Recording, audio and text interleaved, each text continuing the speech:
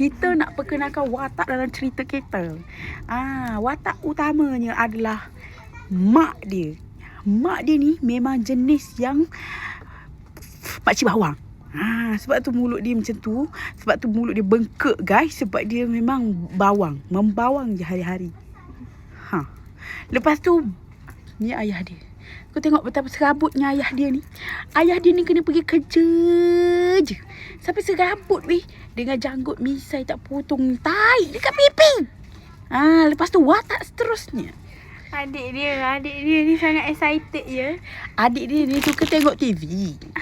Suka tengok TV, tengok handphone. Dia suka sampai mata dia tu bontang macam tu.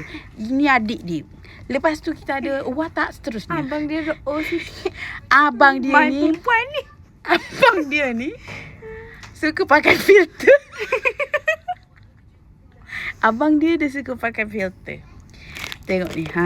Jadi dia ada 4 beranak. 4 beranak ni rambut memang semua. rambut Tak relax.